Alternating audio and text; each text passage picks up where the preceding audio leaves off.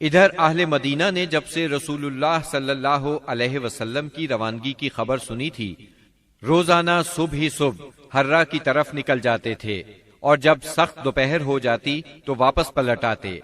ایک روز طویل انتظار کے بعد لوگ اپنے اپنے گھروں کو واپس جا چکے تھے کہ ایک یہودی اپنے کسی ٹیلے پر کچھ دیکھنے کے لیے چڑھا۔ کیا دیکھتا ہے کہ رسول اللہ صلی اللہ علیہ وسلم اور آپ کے ساتھی سفید کپڑوں میں ملبوس چلے آ رہے ہیں۔ اس نے بے خود ہو کر نہایت بلند آواز سے کہا، عرب کے لوگوں، یہ رہا تمہارا نصیب جس کا تم انتظار کر رہے تھے۔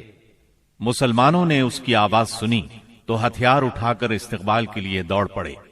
سب نے مل کر اللہ اکبر کا نعرہ لگایا۔ پھر یہ لوگ حرہ تک چلے آئے اور وہیں آپ سے ملاقات کی۔ اس کے بعد آپ داہنی جانب مڑ گئے اور قباء میں بنی عمرو بن عوف کی آبادی میں قیام فرمایا۔ آپ سیدنا ابو بکر صدیق رضی اللہ عنہ کے ساتھ دوسرے لوگوں کے درمیان میں بیٹھ گئے۔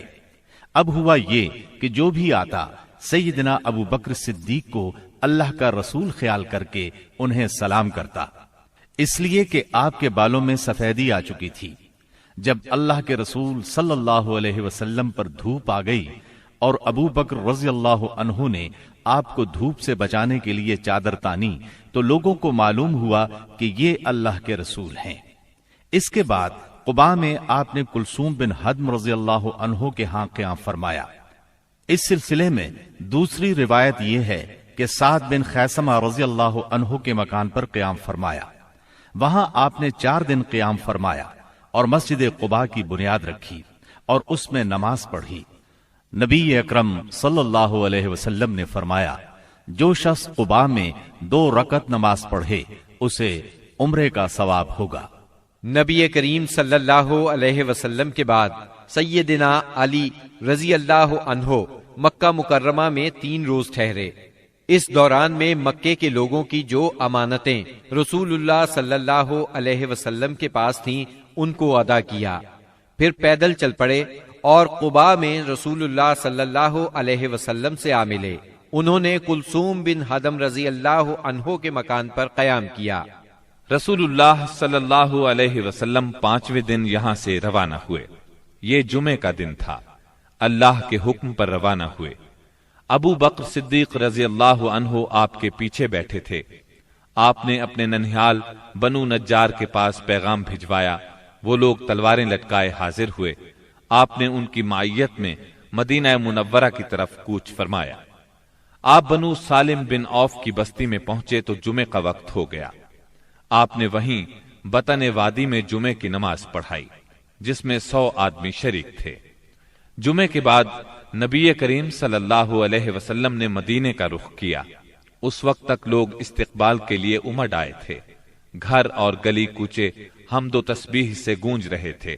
رسول اللہ صلی اللہ علیہ وسلم انصار کے جس محلے سے بھی گزرتے اس محلے کے لوگ آپ کی اونٹنی کی نکیل پکڑ لیتے اور عرض کرتے، ہم لوگ حاضر ہیں، ہمارے ہاں قیام فرمائیں، ہم سب ساز و سامان اور ہتھیاروں کے ساتھ آپ کی حفاظت کریں گے۔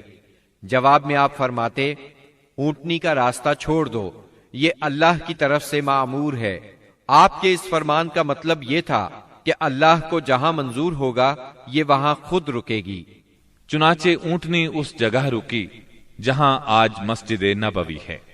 یہاں پہنچ کر وہ بیٹھ گئی، لیکن آپ نیچے نہیں اترے یہاں تک کہ وہ اٹھ کر تھوڑی دور تک چلی، پھر پلٹ آئی اور پھر اسی جگہ بیٹھ گئی جہاں پہلے بیٹھی تھی۔ اس کے بعد آپ نیچے تشریف لے آئے۔ اب لوگوں نے آپ کو اپنے اپنے گھر لے جانے کے لیے درخواست شروع کی۔ ایسے میں سیدنا ابو ایوب انصاری رضی اللہ عنہ نے جلدی سے اونٹنی کا کجاوا اٹھا لیا اور اپنے گھر لے گئے۔ اس پر آپ نے فرمایا، آدمی اپنے کجاوے کے ساتھ ہے۔ ادھر سیدنا اسعد بن زرارہ رضی اللہ عنہ نے آ کر اونٹنی کی نکیل پکڑ لی، چنانچہ یہ اونٹنی انہی کے پاس رہی۔ صحیح بخاری میں سیدنا انس رضی اللہ عنہ سے روایت ہے کہ نبی صلی اللہ علیہ وسلم نے فرمایا، یہاں سے ہمارے کس آدمی کا گھر زیادہ قریب ہے؟ سیدنا ابو ایوب انصاری رضی اللہ عنہ فوراً بول اٹھے، اے اللہ کے رسول، میرا۔ یہ دیکھیے یہ رہا میرا مکان اور یہ رہا میرا دروازہ۔ نبی کریم صلی اللہ علیہ وسلم نے فرمایا جاؤ اور ہمارے لیے قیلولہ کی جگہ تیار کرو۔ انہوں نے عرض کی آپ دونوں حضرات تشریف لے چلیں، اللہ برکت دے۔ اس طرح میزبانی کا شرف سیدنا ابو ایوب انصاری رضی اللہ عنہ کے حصے میں آیا۔ جب رسول اللہ صلی اللہ علیہ وسلم مدینہ منورہ میں قیام پذیر ہو چکے تو آپ نے سیدنا زید بن حارثہ اور سیدنا ابو رافع رضی اللہ عنہما کو مکہ معظمہ بھیجا۔